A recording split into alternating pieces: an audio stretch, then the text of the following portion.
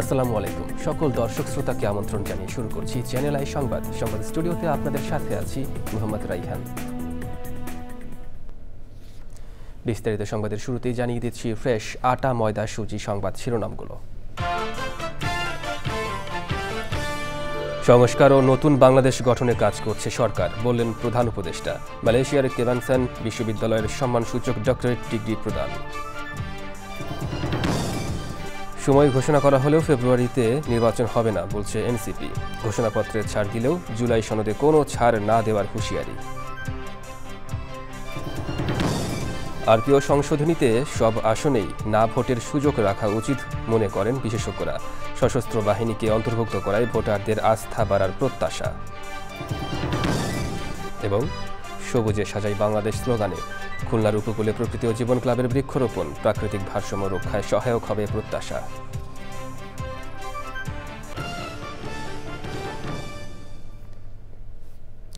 দর্শক, সংবাদ শিরোনামগুলো জানাচ্ছিলাম। এখনকার এই সংবাদ আয়োজন একই সঙ্গে চ্যানেল আইয়ের ইউটিউব চ্যানেল এবং চ্যানেল আইয়ের ওটিটি প্ল্যাটফর্ম আই স্ক্রিনে লাইভ স্ট্রিম হচ্ছে। এবার বিস্তারিত প্রসঙ্গ। প্রধান উপদেষ্টা অধ্যাপক মোহাম্মদ ইউনুসকে সম্মানসূচক ডক্টরেট ডিগ্রি দিয়েছে মালয়েশিয়ার কেভানসান বিশ্ববিদ্যালয়। সামাজিক ব্যবসায় বিশেষ অবদান রাখার জন্য প্রধান উপদেষ্টাকে এই সম্মানসূচক ডিগ্রি দেওয়া হলো। এরপর শিক্ষার্থীদের উদ্দেশ্যে স্মারক বক্তব্য দেন অধ্যাপক প্রফেসর মোহাম্মদ ইউনুস। তিনি বলেন, সংস্কার ও নতুন বাংলাদেশ গঠনে কাজ করছে অন্তর্বর্তী সরকার।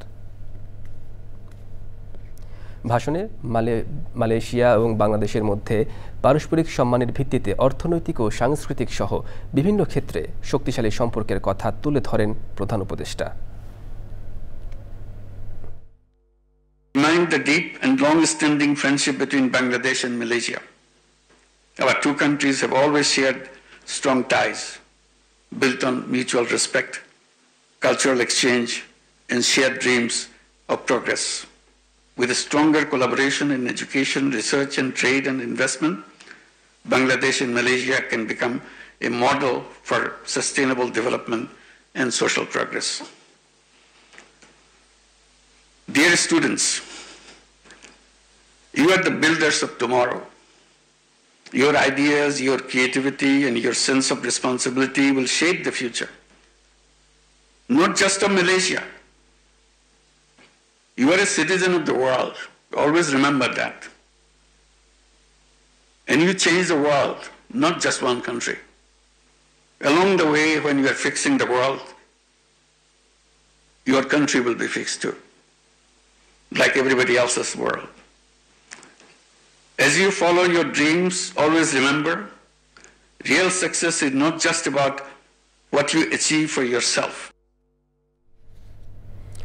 নির্বাচনের সময় ঘোষণা করা হলেও ফেব্রুয়ারিতে নির্বাচন হবে না বলছে এনসিপি। ঘোষণাপত্রে ছাড় দেওয়া হলেও জুলাই সনদে 1% ছাড় দেওয়া হবে না বলে হুঁশিয়ারি দিয়েছেন এনসিপির নেতারা। রাজধানীতে আন্তর্জাতিক যুব দিবসের অনুষ্ঠানে সার্জিস আলমের বিরুদ্ধে মামলা জাতির জন্য সিগন্যাল জানিয়ে এনসিপির নেতারা একটি গোয়েন্দা সংস্থার সমালোচনা করে বলেন, মিডিয়া আগের রূপে ফিরে আসতে চাইছে। রিয়াজ ইসলামের রিপোর্ট। আন্তর্জাতিক যুব দিবসে রাজধানীর কৃষিবিদ ইনস্টিটিউশনে জাতীয় যুব শক্তির যুব সম্মেলন। বিএনপি, জামায়াত ও এবি পার্টি সহ বিভিন্ন রাজনৈতিক দল এবং তাদের ছাত্র সংগঠনের নেতারা সম্মেলনে বক্তব্য রাখেন। সম্মেলনে নির্বাচন, গণমাধ্যম এবং একটি গোয়েন্দা সংস্থার সমালোচনা করেন জাতীয় নাগরিক পার্টি এনসিপির নেতারা। ইলেকশনের ডেট ঘোষণা হয়েছে, ফেব্রুয়ারিতে নির্বাচন হবে। ফেব্রুয়ারিতে নির্বাচন হবে না, যথেষ্ট সহ্য করেছি। বাংলাদেশে যদি ডিজিএফআই থাকতে হয়, অবশ্যই এটা সংস্কার করতে হবে। তখন আমাদের বিরুদ্ধে 10 কোটি টাকার মানহানির মামলা দেওয়া হয়, তখন আমরা মনে করি এগুলো হচ্ছে আমাদেরকে ভয় ভীতি দেখানোর লক্ষণ। যেই লোক বাংলাদেশে তো নয়, বাংলাদেশ থেকে প্রায় 13,000 কিলোমিটার দূরে ওই ওয়াশিংটন ডিসিতে বসে থাকে, এই মিডিয়া সেই লোকের সাথে আমাদের মিটিং করিয়েছে। আমরা জানি আমাদের রাষ্ট্রের বিরুদ্ধে বিভিন্নভাবে ভারতে বসে ষড়যন্ত্র করা হচ্ছে। আওয়ামী লীগের বি টিমকে আবার আমাদের রাজনৈতিক ময়দানে নামিয়ে আসা হয়েছে। আওয়ামী লীগকে আমরা যেভাবে প্রতিরোধ করেছি, ঠিক একইভাবে আওয়ামী লীগের বি টিম যে নামে রাস্তায় নামুক না কেন, আমরা তাকে প্রতিরোধ করব। নির্বাচনের সময়সীমা নিয়ে আমাদের আপত্তি নাই, কিন্তু সংস্কার এবং বিচারকে পাশ কাটিয়ে নির্বাচন হলে সেই নির্বাচন বাংলাদেশের মানুষের কাছে গ্রহণযোগ্য হবে না। এনসিপির আহ্বায়ক বলেন, ফ্যাসিবাদ বিরোধী রাজনৈতিক দলগুলোর ঐক্য ধরে রাখতে না পারলে দেশে আরেকটি 111 আসবে।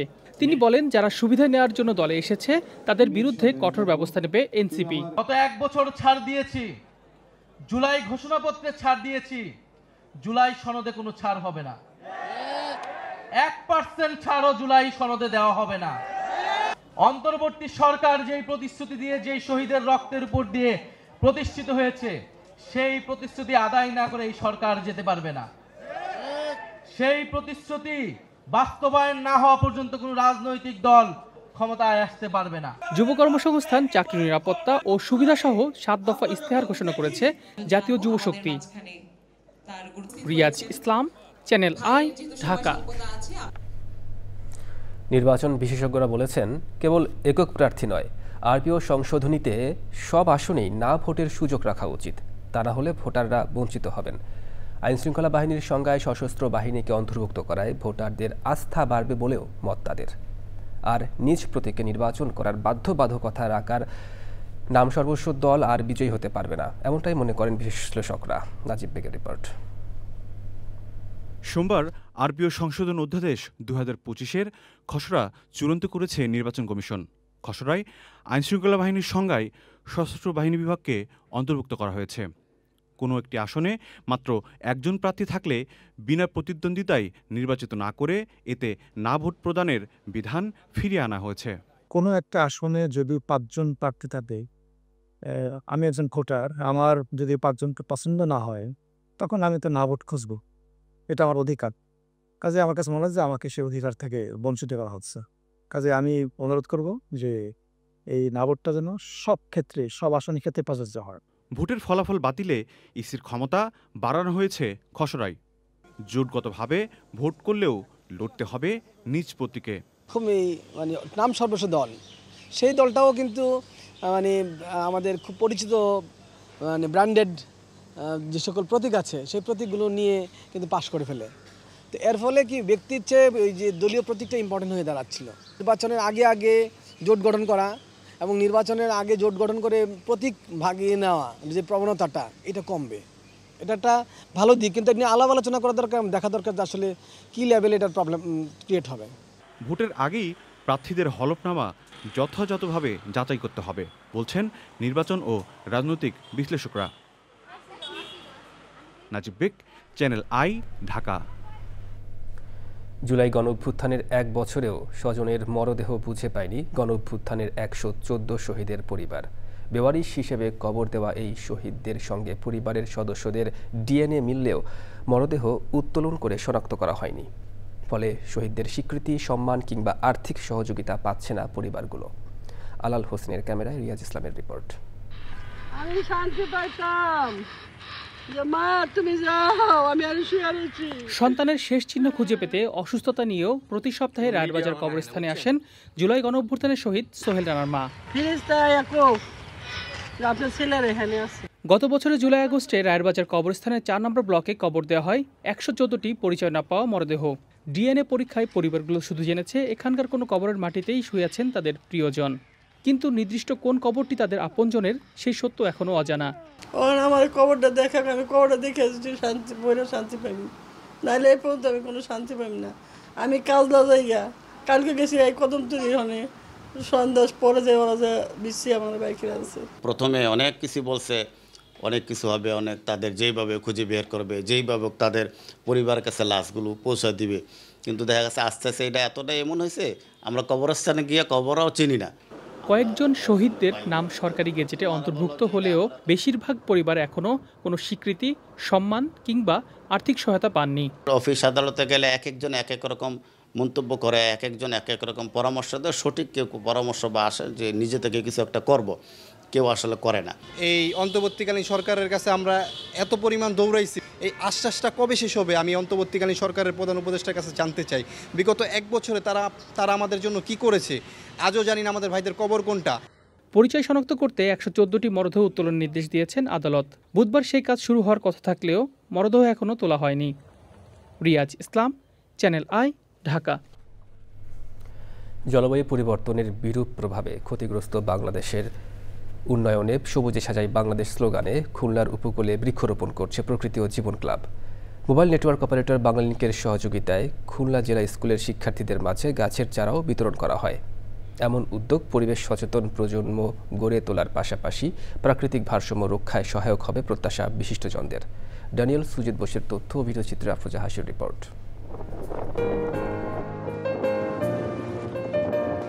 ঘন ঘন ঝড়, জলোচ্ছ্বাস, নদী ভাঙন সহ প্রাকৃতিক দুর্যোগে বিপর্যস্ত উপকূলীয় জনপদ খুলনা। অনিশ্চিত ভবিষ্যতের দুশ্চিন্তায় ঘুমহীন রাতযাপনকে নিয়তি হিসেবে দেখা উপকূলবাসীকে রক্ষায় প্রকৃতি ও জীবন ক্লাবের সবুজ সুরক্ষা বলয় গড়ার উদ্যোগ। সবুজে সাজাই বাংলাদেশ এই প্রতিপাদ্যে খুলনা জেলায় বৃক্ষরোপণ কর্মসূচি পালন করেছে প্রকৃতি ও জীবন ক্লাব। আমরা শুধু যে ফুল, ফল, ঔষধি উপকরণ পাচ্ছি কিংবা ছায়া পাচ্ছি, অক্সিজেন পাচ্ছি একটি গাছ থেকে, তাই নয়, আমরা কিন্তু এর থেকে এমন একটি উপকার পাচ্ছি যেটা কিন্তু আমরা ভাবতেও পারি না। আমরা যেই সব এলাকায় প্রচুর গাছ লাগাই এবং যেখানে প্রচুর গাছ আছে সেখানে কিন্তু 25% হাঁপানি রোগ বা শ্বাসকষ্ট কমে যায় বাচ্চাদের। সুতরাং বাংলাদেশকে যদি ভালো রাখতে চাই তাহলে কিন্তু সবুজে ছেয়ে ফেলতে হবে বাংলাদেশটাকে। আসুন সবাই হাতে হাত মিলিয়ে এই বৃক্ষরোপণ কর্মসূচিকে এগিয়ে নিয়ে যাই। বাংলালিংকের সহযোগিতায় সবুজায়ন অভিযানে উপকূলবাসীর স্বতঃস্ফূর্ত অংশগ্রহণ। নতুন প্রজন্মের মধ্যে আমরা যে অভ্যাসটা গড়ে তুলতে চেয়েছি গাছের চারা রোপণের, সেইটার ক্ষেত্রে এক ধাপ আমরা এগিয়ে গেলাম। আমরা নতুন প্রজন্মকে সুন্দর একটা সবুজ পৃথিবী দিতে চাই এবং এই ধরনের প্রোগ্রামে বাংলাদেশের সামনে আরও বেশি করে ইনশাআল্লাহ থাকবে বলে আমি আশাবাদ করি। পরিবেশ সচেতনতা বাড়াতে বিভিন্ন শিক্ষা প্রতিষ্ঠানেও সবুজ উৎসবের আয়োজন। আমাদের বৃষ্টিপাত এবং নানা প্রাকৃতিক দুর্যোগ থেকে রক্ষা করে। কার্বন ডাইঅক্সাইডের মাত্রা দিন দিন বৃদ্ধি পাচ্ছে পৃথিবীতে। গাছ আমাদের অক্সিজেন দেয়, তারপরে বায়ু থেকে কার্বন ডাইঅক্সাইড শোষণ করে। সবুজ ও সুন্দর বাংলাদেশ গড়তে তরুণ প্রজন্মকে পরিবেশ সুরক্ষায় সম্পৃক্ত করার বিকল্প নেই বলেন বিশিষ্টজনরা। অক্সিজেন মুক্ত করবে, ফলে আমাদের ছায়াশীত আমরা সুন্দর একটি পরিবেশ পাবো। এই গাছগুলি দেওয়া হয়েছে, এর মধ্যে থেকে যদি আমাদের 40 থেকে 50% চারা গাছ বেঁচে যায়, এটা পরিবেশের জন্য তথা দেশের জন্য অনেক মূল্যবান। জলবায়ু পরিবর্তনের ঝুঁকি মোকাবেলায় রোপণ করা বৃক্ষের পরিচর্যায় গুরুত্ব আরোপ করেন সচেতন মহল। আফরোজা হাসি, চ্যানেল আই। তীব্র তাপপ্রবাহের ফলে সৃষ্ট দাবানলে পুড়ছে ইউরোপের দক্ষিণাঞ্চলের অনেক বনভূমি। তাপমাত্রা বেড়ে 40 ডিগ্রি সেলসিয়াসের উপরে পৌঁছায় হাজার হাজার মানুষ ঘর ছাড়তে বাধ্য হচ্ছেন। ফ্রান্সের প্রায় 3/4 অঞ্চল হিট অ্যালার্টের আওতায় রয়েছে। স্পেনের আবহাওয়া অধিদপ্তর জানিয়েছে মাদ্রিদে দগ্ধ হয়ে 1 জন মারা গেছেন। এছাড়া সেভিল ও কর্ডোবায় তাপমাত্রা 44 ডিগ্রি সেলসিয়াস ছুঁতে পারে বলে আশঙ্কা করা হচ্ছে। পর্তুগালে দমকল কর্মীরা 3টি বৃহৎ দাবানলের বিরুদ্ধে লড়াই করেছেন। ট্রানকোসোর কাছে দাবানল নিয়ন্ত্রণে আনা হয়েছে। ইটালিতে হিট স্ট্রোকে 1 শিশুর মৃত্যু হয়েছে। এরই মধ্যে রোম, মিলান ও ফ্লোরেন্স সহ 16টি শহরে রেড অ্যালার্ট জারি করা হয়েছে।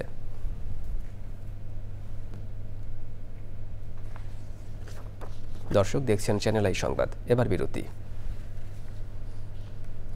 আর বিরতির পর জানিয়ে ফিরছি।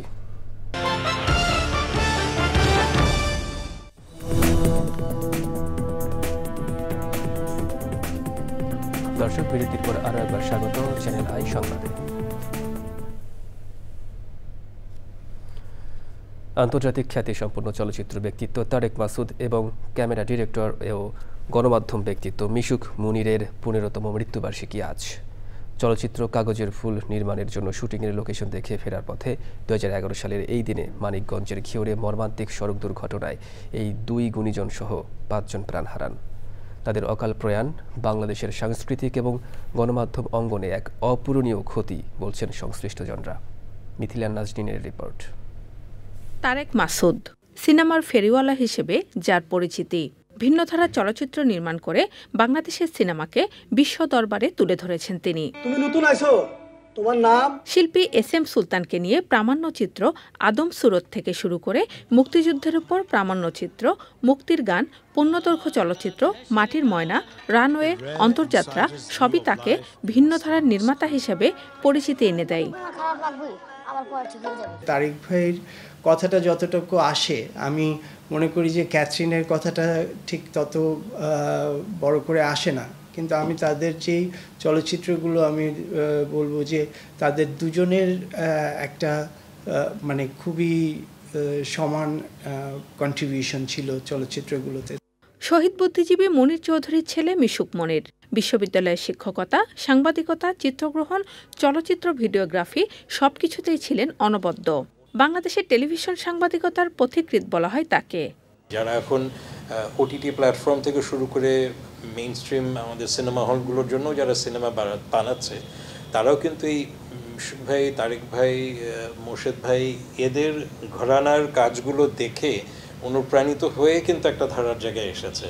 ব্যক্তির জায়গা থেকে যে এক ধরনের শূন্যতার জায়গাটা, যেটা কখনোই পূরণ হওয়ার না, আর অকালে চলে যাওয়ার ব্যাপারটা, পরিণত বয়সে স্বাভাবিক মৃত্যু একরকম, অস্বাভাবিকভাবে একটা কিছু ঘটা, সেটার ধাক্কাটা আসলে অনেক বড়। চলচ্চিত্র পরিচালক তারেক মাসুদের রানওয়ে সিনেমার চিত্রগ্রাহক হিসেবে কাজ করেন মিশুক মনির। একসাথে কাজের অভিজ্ঞতাকে আরও এগিয়ে নেওয়ার স্বপ্ন দেখছিলেন তারা। তারেক ভাই এবং মিশুক ভাই চলচ্চিত্র মাধ্যমের খুবই গুরুত্বপূর্ণ দুজন মানুষ ছিলেন। স্মৃতি সংরক্ষণের ক্ষেত্রে আমাদের একটা প্রজেক্ট ছিল যে আমরা আমাদের গ্রামের বাড়িতে তারেক মাসুদ মেমোরিয়াল সাইট বলে একটা জিনিস করব। একটা সময় সরকার কর্তৃক মানে এটার জন্য স্যাংশনও ছিল, কিন্তু পরে যে কোনো কারণেই হোক, আমলাতান্ত্রিক জটিলতা বা যে কোনো কারণেই হোক, প্রজেক্টটা আর আগায়নি। সড়ক দুর্ঘটনায় অকালে চলে যাওয়া এই দুই গুণীজনকে শ্রদ্ধাভরে স্মরণ করছে channel I. Mithila Naznin, channel I, Dhaka. এবার নিটোল টাটা কৃষি সংবাদ।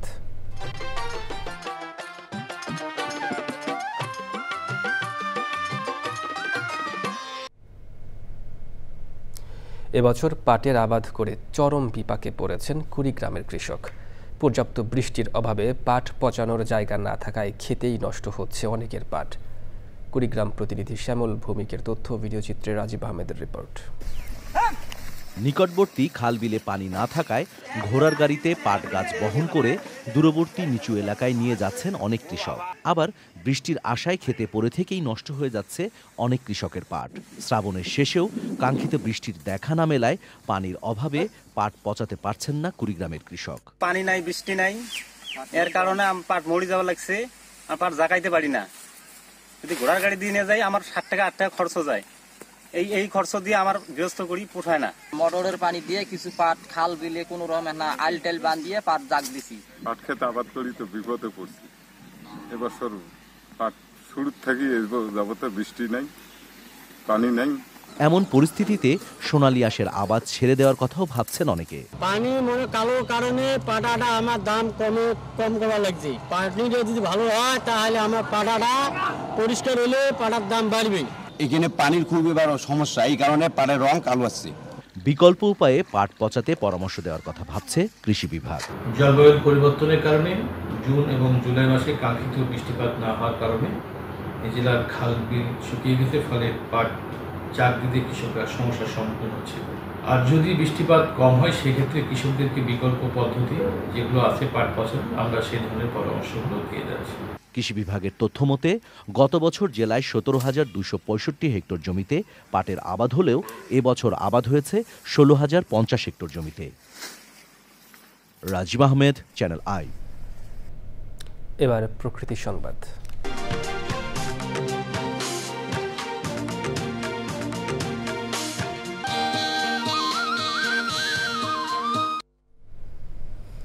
প্রাকৃতিক পরিবেশে ঘোরাফেরা, বিনোদন ও খেলাধুলার জন্য ফেনীতে পর্যাপ্ত উদ্যান, পার্ক ও খেলার মাঠ নেই। এতে শিশুদের মানসিক ও দৈহিক বিকাশ ব্যাহত হচ্ছে। তরুণ প্রজন্মের মাঝে বাড়ছে মুঠোফোন সহ ইলেকট্রনিক ডিভাইসে আসক্তি। জড়িয়ে পড়ছে কিশোর গ্যাংসহ নানান অপরাধমূলক কর্মকাণ্ডে। খেলার মাঠ নির্মাণ সহ শিশুদের নির্মল বিনোদনে দ্রুত প্রয়োজনীয় ব্যবস্থা নেওয়ার দাবি জানিয়েছেন অভিভাবক ও স্থানীয়রা। ফেনী সংবাদদাতার তথ্য ভিডিওচিত্রে আফরোজা হাসির রিপোর্ট।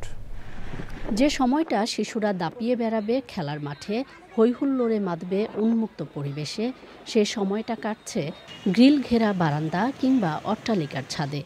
চার দেয়ালে বন্দি শিশুদের অপলক দৃষ্টি জুড়ে মুক্ত বিহঙ্গের মতো ছুটে চলার নীরব হাহাকার। ইটপাথরের নিষ্ঠুরতায় ম্লান শিশুদের আনন্দময় শৈশব। স্কুল থেকে আসার পর যে আমার যখন ইচ্ছে করে অনেক কারোর সঙ্গে খেলতে পারি না, তখন আমি বারান্দায় এসে আমার সময় কাটাই। আমার আসলে এই সময়টা তো অনেক কষ্ট লাগে। খেলার মাঠ ও বিনোদন কেন্দ্র না থাকার কারণে আমরা বাসায় রাস্তায় খেলতে হয়। ফেনীতে নামমাত্র শিশু পার্ক থাকলেও নেই পর্যাপ্ত সুবিধা। ভিড় বাড়ছে ইনডোর গেমস সেন্টারগুলোতে। স্কুল কলেজের মাঠগুলো অপরিষ্কার, অপরিচ্ছন্ন। খেলার মাঠ, শিশু পার্ক এগুলো তৈরি করলে শিশুদের মননের বিকাশ ঘটবে। আশেপাশে খেলার মাঠও নাই আর পরিবেশও নাই পাশাপাশি, তখন তারা দেখা যায় যে ঘরের মধ্যে বন্দী হয়ে মোবাইলে আসক্ত হয়ে পড়ে। মাঠ ও পার্ক স্বল্পতায় বাড়ছে স্থূলতা, মুঠোফোন সহ ইলেকট্রনিক ডিভাইস কেড়ে নিচ্ছে দৃষ্টিশক্তি। বাসায় থাকছে, পড়াশোনা করছে, মোবাইল টিভি দেখছে, সারাক্ষণ বসে বসে থাকছে, ফলে তাদের স্বাস্থ্য বেশি বেড়ে যাচ্ছে। শিশুদের নির্মল বিনোদনে সব ধরনের সুযোগ সুবিধা নিশ্চিতের আশ্বাস কর্তৃপক্ষের। মাঠে আসলে সংখ্যা অনেক কম, যার কারণে আসলে আমাদের খেলোয়াড়রা ঠিক মতো অনুশীলনটা করতে পারছে না। সকল শিক্ষা প্রতিষ্ঠানকে আহ্বান করব যে তাদের খেলার মাঠটি যেন সংরক্ষণ করা হয় এবং শিশুদের খেলার মাঠের পরিধি আরো বাড়ানো হোক। সামাজিক অবক্ষয় রোধের পাশাপাশি শিশু কিশোরের সুস্থ স্বাভাবিকভাবে বেড়ে উঠতে পরিকল্পিত নগরায়নের তাগিদ বিশেষজ্ঞদের। আফরোজা হাসি, প্রকৃতি ও জীবন ডেস্ক, চ্যানেল আই। দর্শক, সংবাদ শেষ করবো, তবে যাবার আগে ফ্রেশ আটা, ময়দা, সুজি সংবাদ শিরোনামগুলো জানিয়ে দিচ্ছি আরও একবার। সংস্কার ও নতুন বাংলাদেশ গঠনে কাজ করছে সরকার, বললেন প্রধান উপদেষ্টা। মালয়েশিয়ার কেভানসান বিশ্ববিদ্যালয়ের সম্মানসূচক ডক্টরেট ডিগ্রি প্রদান। সময় ঘোষণা করা হলেও ফেব্রুয়ারিতে নির্বাচন হবে না বলছে এনসিপি। ঘোষণাপত্রে ছাড় দিলেও জুলাই সনদে কোনো ছাড় না দেওয়ার হুঁশিয়ারি। আরপিও সংশোধনীতে সব আসনেই না ভোটের সুযোগ রাখা উচিত মনে করেন বিশেষজ্ঞরা। সশস্ত্র বাহিনীকে অন্তর্ভুক্ত করায় ভোটারদের আস্থা বাড়ার প্রত্যাশা। এবং সবুজে সাজাই বাংলাদেশ স্লোগানে খুলনার উপকূলে প্রকৃতি ও জীবন ক্লাবের বৃক্ষরোপণ, প্রাকৃতিক ভারসাম্য রক্ষায় সহায়ক হবে প্রত্যাশা।